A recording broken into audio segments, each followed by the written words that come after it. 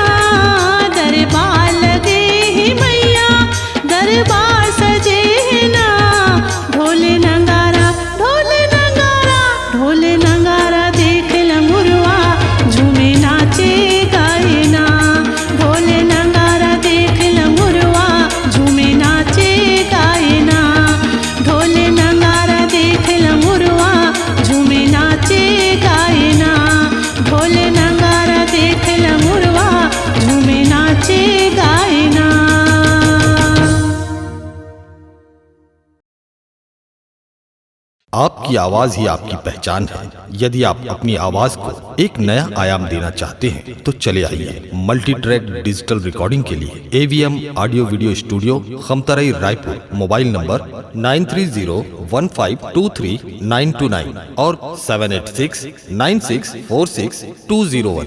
यदि आप नए एवं पुराने गीत सुनना चाहते हैं तो avmgana.com में जाकर गाना फ्री डाउनलोड करें और YouTube चैनल में AVM गाना और KK कैसेट्स को सब्सक्राइब करें।